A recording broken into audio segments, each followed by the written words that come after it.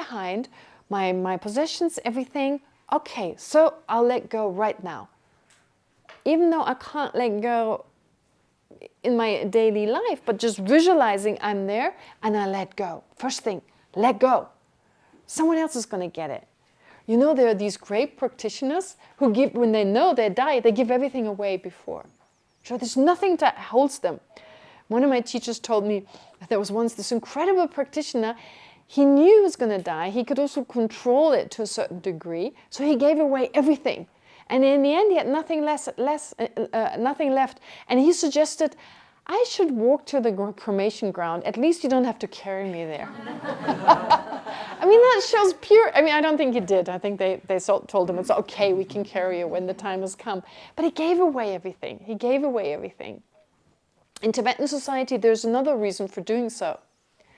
Because Tibetans, when someone has died, you don't want their stuff. It can be as valuable as it gets. They have this thing, there's something attached to it, something impure, right? So they burn it. So why would you want stuff to be burned? Give it away. I mean, if you live in Tibetan society. In the West, I think it's different. But in Tibetan society, if you know you die, you want to give it away before, because then people can use it. And you know, if you know there's no going back, might as well give it away now. That's why Tibetans would give it. One reason also that people can still use it. But of course, the main reason is to let go of any type of attachment. Yeah. Yes? Can you just clarification? So then how to prepare to see loved ones die? How to prepare? As I said, get that book. Because to give you all the details, the prayers you should do to put their mind at rest. It's a beautiful book. It addresses, you know, I flipped through it and it addresses so many different aspects. How to prepare them, how to talk to them at the time when it happens, what prayers to recite. All that is beautiful. The prayers are all in there. I can only recommend it to get that book. It's beautiful, yeah. I think it's called How to Enjoy Death. I think it's, is that right, Christine? Yeah, How to Enjoy Death. Yes. You should all get it, really, it's worth it. Yeah. There was also a course here. Pardon? There was also a course here. There's a course here on dying. And maybe they have the recordings. Yes, if you do like a course on that. I remember Boaz. Remember I talked about Boaz? Boaz, my friend from Israel. In Israel, he does these courses. Boaz Amitai. Yeah, you know, yeah. Yeah. Yeah, he's a great practitioner, it's true. Anyway, Boaz, he does these courses where you imagine you've got a year left. And you even have to lie in a wooden box. Right? Just go through it. And he says, like, imagine this whole course is focused on that. You have a year left. It's amazing. He has these brilliant ideas anyway. Yeah. Okay. Yes. Awesome. I'm interested in responsibility. So we talked a little bit about collective sense of responsibility and personal responsibility, of course, we always think about. And I'm interested in the Buddhist perspective about a child, or when does a child become? First of all, I don't know if there is a certain age to become a monk, because I see very little monks running around. But also, like, so in Judaism, we have for girls it's 12 and for boys 13 when they take upon merits. Yeah. What's it called? Bar mitzvah? Yeah. Mitzvah. Yeah, mitzvah. Okay. Mm-hmm. So around like when does a child okay. become responsible? Oh, right. Well, yeah, in Judaism and Christianity you have it as well. There are certain stages when you start taking, I don't know, the bread of Jesus and so forth, in Catholicism and so forth, in the Catholic Church, etc. Anyway, in Buddhism you don't have these stages as such. I mean, they talk about a person who can chase a crow. When they can chase, they're old enough, they can actually become a novice. But there is no age given. And in the past, it was customary to ordain monks. Well, they weren't ordained actually. They wear robes, but they don't have vows yet. The vows are given later. And oftentimes they ask, when are you ready to take them? Because many of them, you see, traditionally in Tibet, the schools, the only schools they had were monastic schools. They didn't have any secular schools. It just wasn't part of their tradition. They felt, well, you wanted to be educated, you went to a monastery. And you didn't have vows then. You wore the robes of a monk. You had a shaved head and everything, but you didn't have any vows, so nothing to give back. Anytime you felt, I'm done with it, give away your robes and leave. Yeah. And then there was, of course, the time when they started taking their first vows. And my understanding is, in the best case scenario, of course there could be, of course, exceptions, but they were asked, do you want to do it? Do you want to take vows?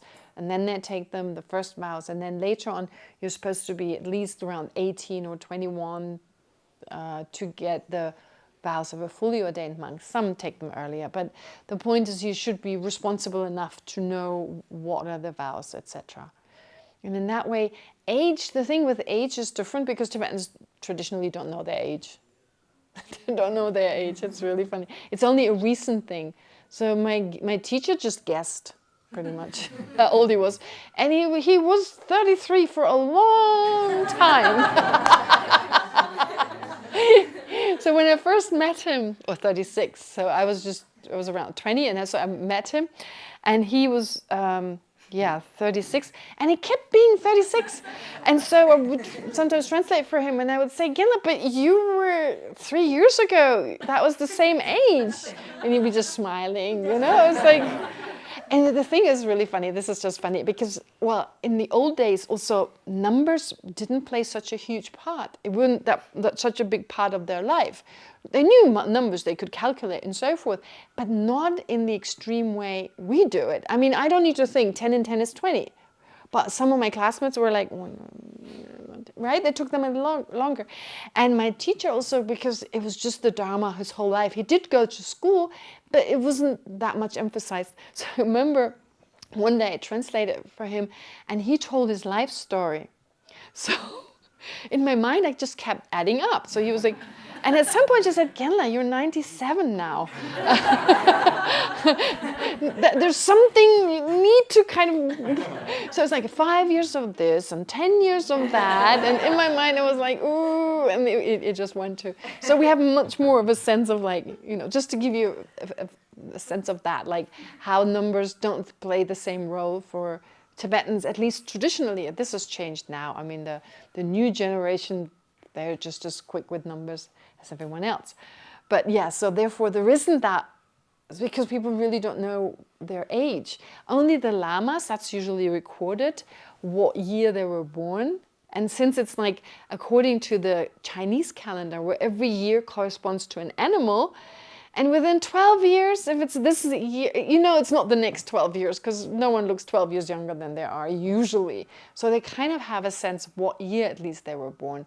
And in some cases, even the date, right? The Tibetan date, yeah. So there isn't, therefore. And many of the young monks, they sometimes come, especially nowadays, since no new Tibetans are arriving from Tibet, no refugees are coming. The Chinese saw to that. Therefore, many young people from the Himalayan regions, they're coming now, and their parents, well, since there are oftentimes no schools in the areas where they live, the only option is a monastic kind of school, and so they put on the robes. I mean, it's not like they're kicking and screaming, I don't want to do it. There is, of course, they're asked, and if they agree to it, they put on the robes and they go to these schools. So for instance, His Holiness's personal monastery called Namgyal Monastery, they have a secular school. They go to school like everyone else. And if then they decide, it's for them, they also learn some of the prayers, but they mainly learn secular topics. There's a whole new school that's been built near the actual monastery. And so when they decide they don't want to be a monk, they don't take the robes, they don't take the vows, but stay in that school, get their degree, and then move on to another school. So in that way, they have different options. They can do this and that. And in the big monasteries in the south, they have these schools likewise. They go to school for however long they like, even if they go 12th level, like 12th class, if you like. And then if they want to get their degree, they just go to another school. So they're prepared for life. As I said, in the past it was frowned upon when someone disrobed.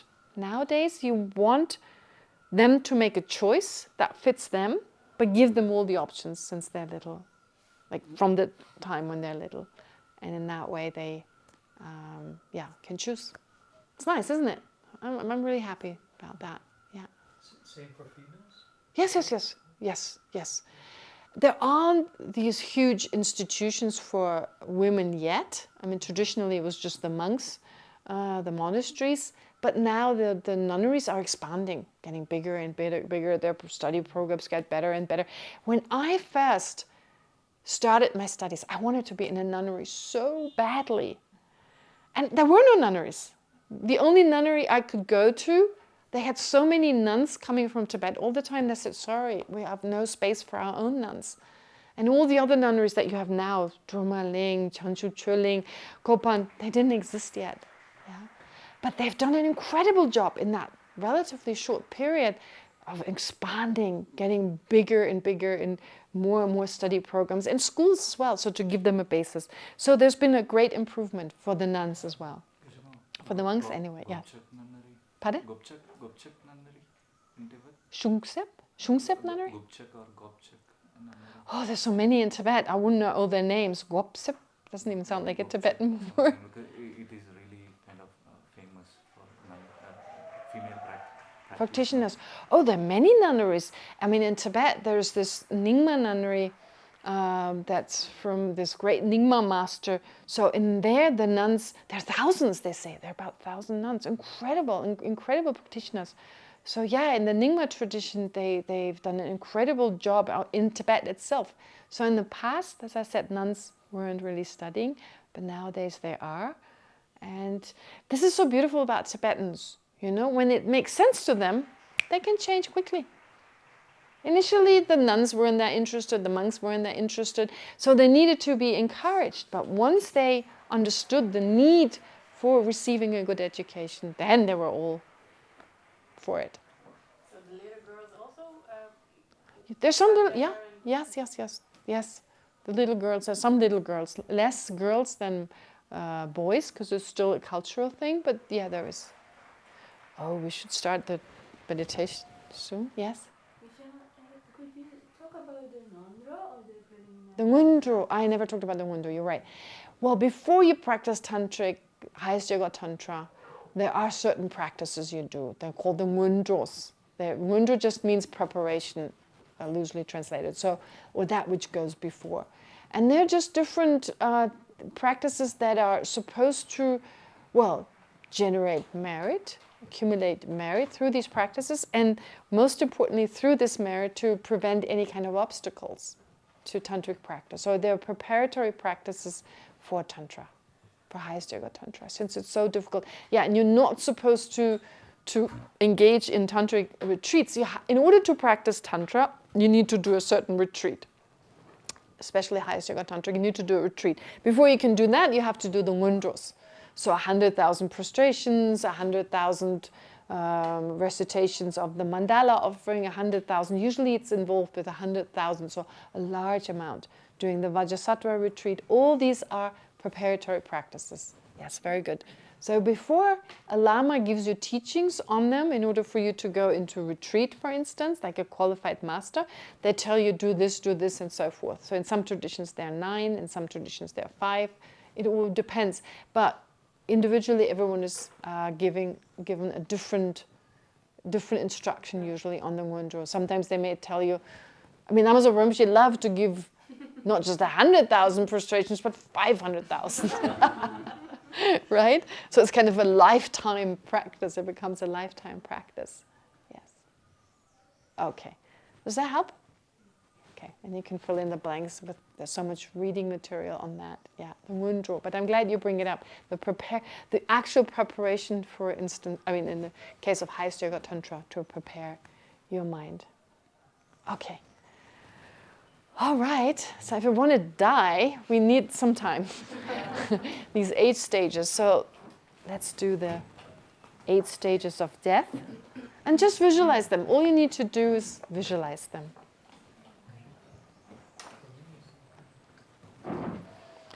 And as we always do, we start with some breathing. Then I ask you to refresh your motivation and guide you through the meditation. Okay.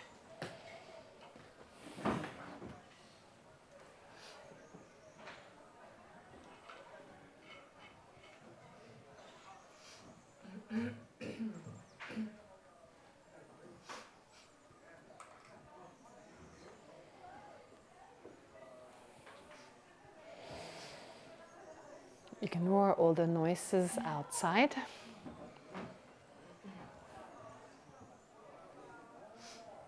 And just focus the mind.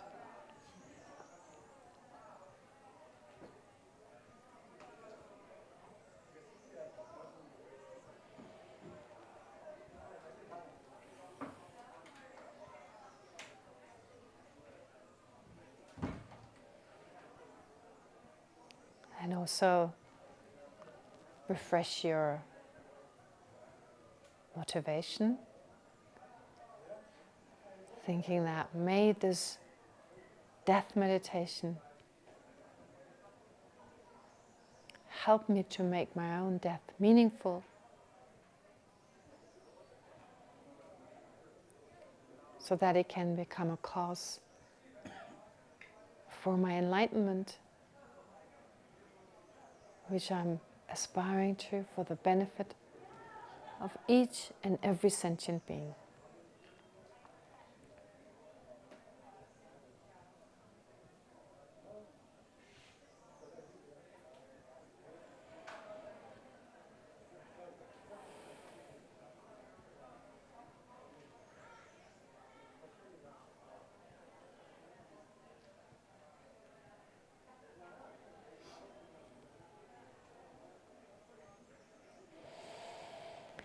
And so now think you're lying in bed, and know that you are dying.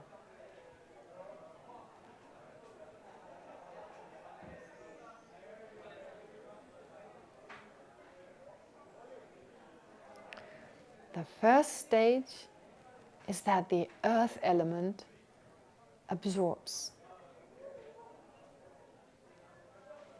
Your body loses strength.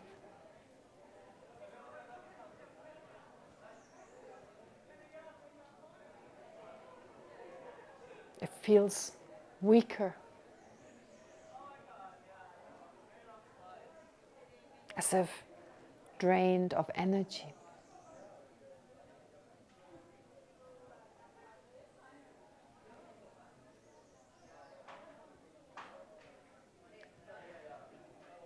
It might even feel as if you're falling or sinking under the earth.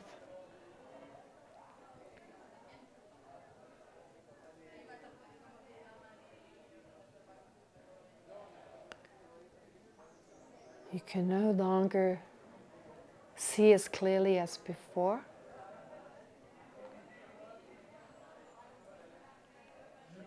And have difficulty to open and close your eyes.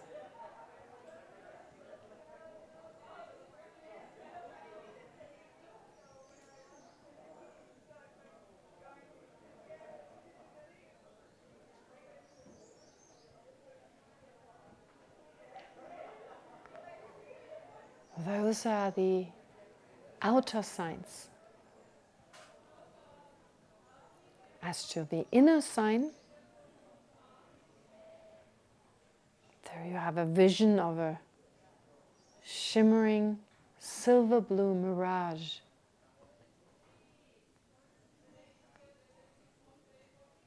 That appears in the summer. For instance, when the sun shines on the road.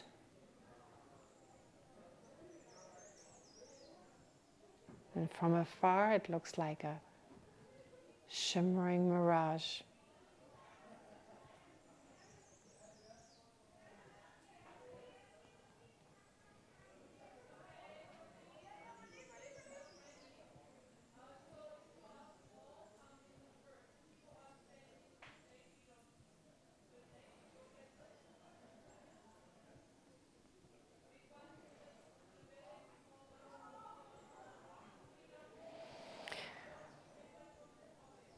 Then the water element absorbs. Your eyes feel dry, and so does your mouth and your throat. You find it difficult to move your tongue.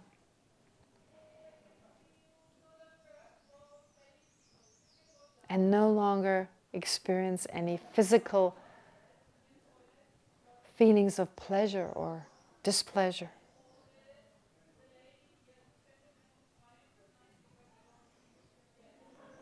Also, your sense of hearing degenerates.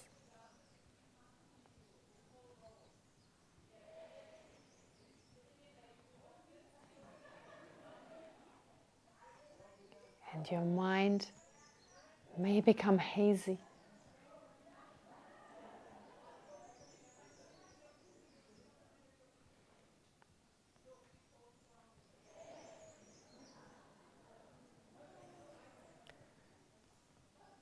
As to the inner vision,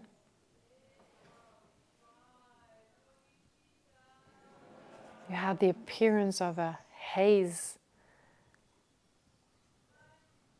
with wisps of smoke, like swirling smoke rising among the haze.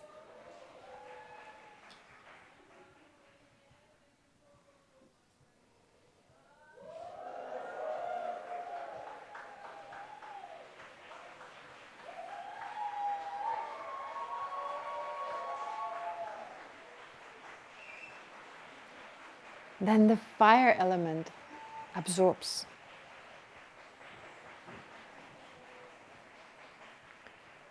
Now your mouth and your nose are totally dry.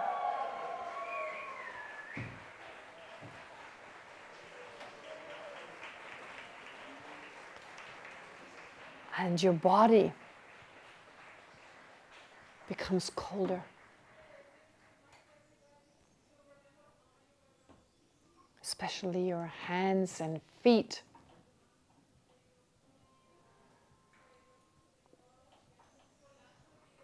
Feel cold to the touch.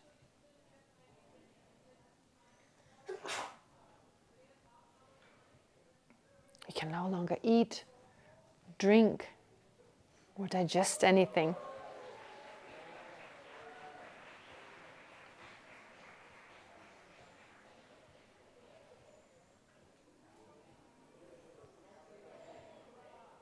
You don't remember the names of people you've known, even friends and family.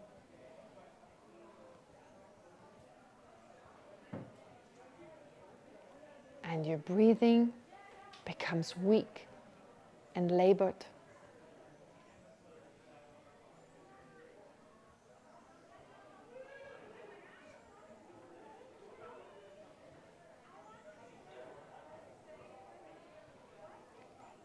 As to the inner vision, what appears to your mind are shimmering red sparks dancing above an open fire, or fireflies.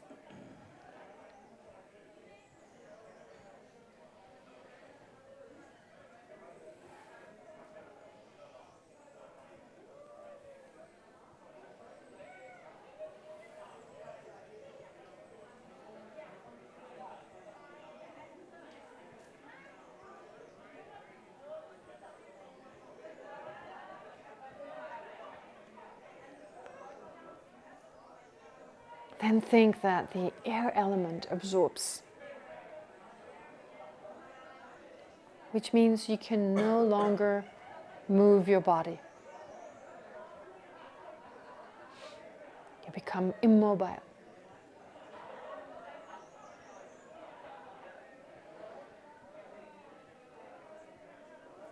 You have no longer any sense perception of the world outside of yourself.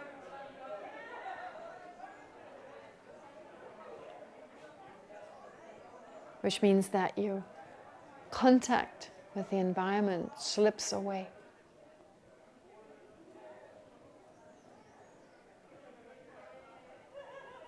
Your sense of taste and touch dissolve.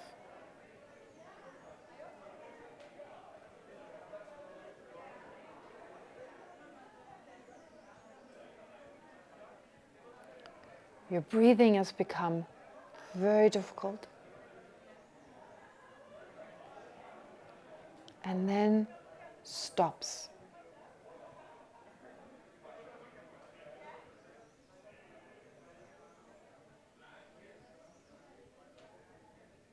You're no longer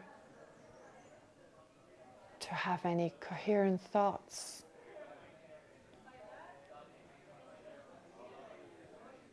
And your inner vision is that of a dim red-blue light, or the last flickering of a candle flame that is about to go out.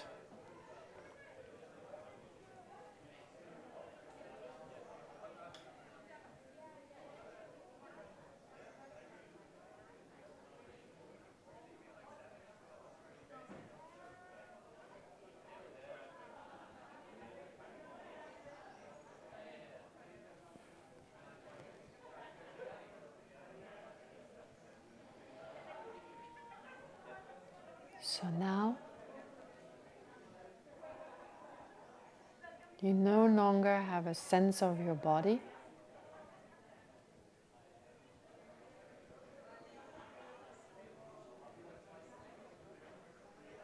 And instead now all the energy has come together at your central channel.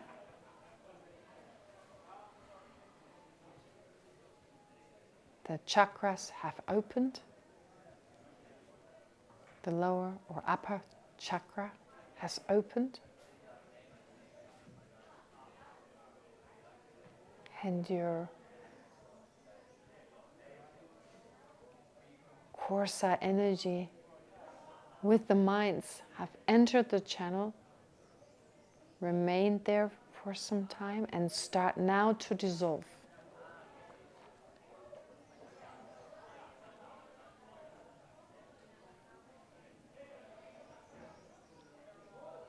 With your coarsest minds gone,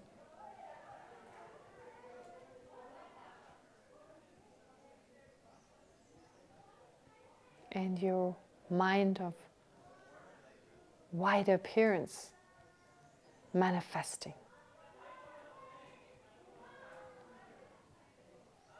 Which means that you have an inner vision of a white light that is like a clear, empty sky, that is like the sky in autumn when the full moon shines brightly in the clear sky.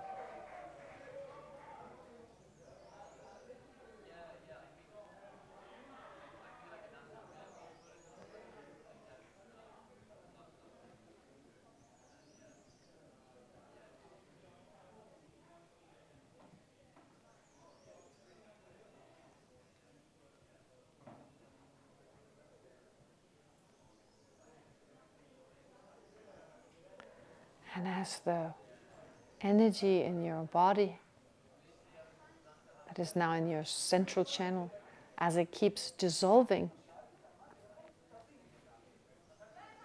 your mind becomes even subtler. Your mental consciousness now arises as the mind of red increase, which means you have the inner vision. What appears to your mind is like a clear, empty sky filled with the rays of a copper red sunset.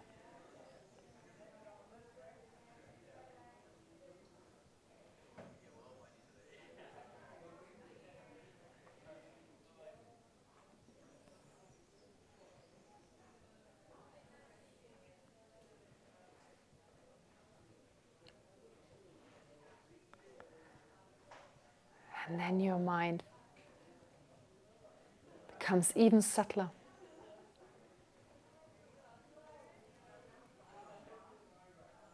As the winds start to open the enclosure of your subtlest mind, which means you generate the mind of black near attainment and have a vision of total darkness, like a dark and empty space.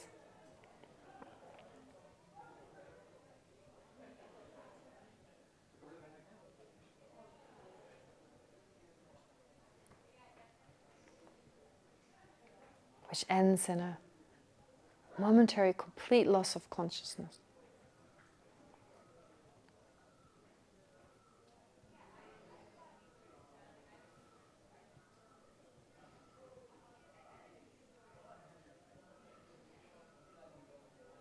Which then gives way to your subtlest mind.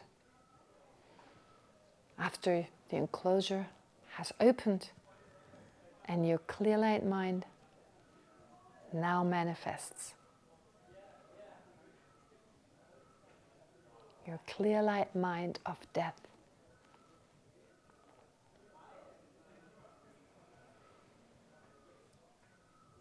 You experience total peace and serenity.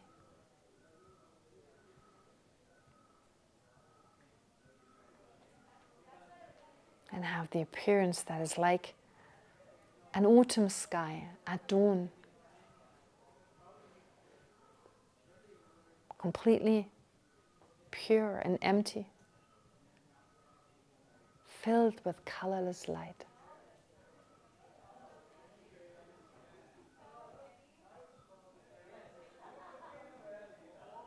There's no worry, fear, or dissatisfaction here. You experience a deep sense of inner peace.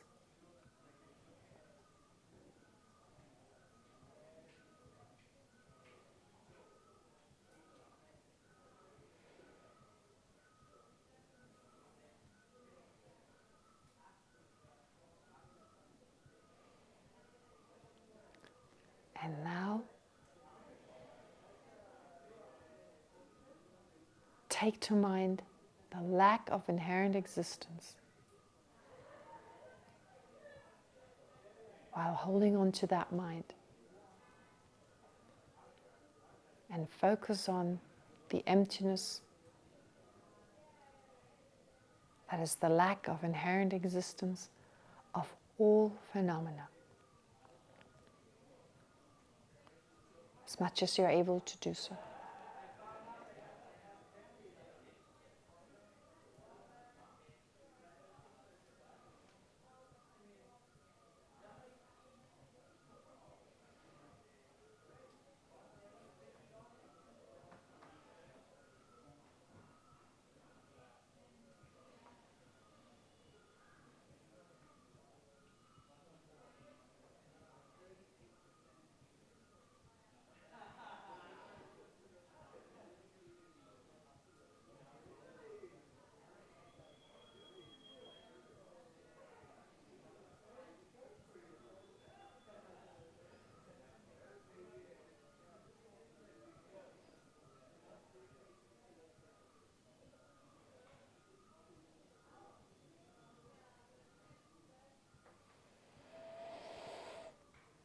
And now let's dedicate the virtue from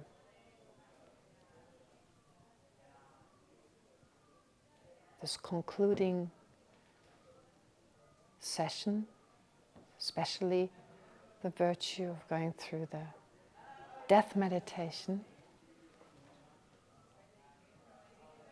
that ended with a meditation on emptiness.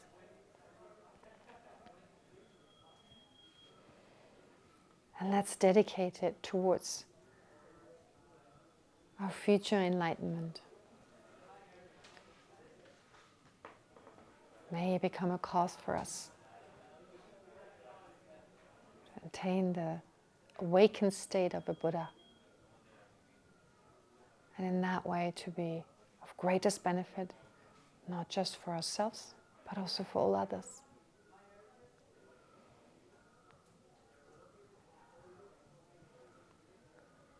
And so in order to reach such a state, may our positive potential also cause the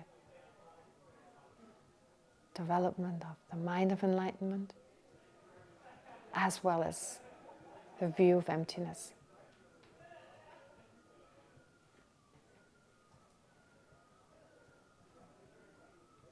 And of course also cause the lives of our kind masters like His Holiness the Dalai Lama and all the other great realized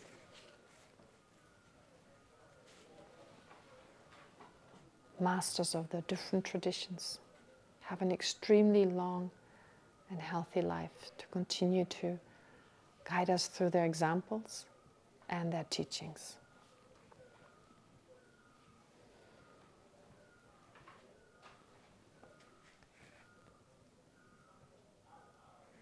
So while keeping that in mind, let's recite the prayer one more time, or the prayers one last time. May the precious Supreme Bodhicitta not yet born arise. May that arisen not decline, but increase more and more. May the precious view of emptiness not yet born arise. May that arisen not decline, but increase more and more. In the land encircled by snow mountains, you are the source of all happiness and good. O powerful Chenrezig Denzin Gyatso, please remain until samsara ends.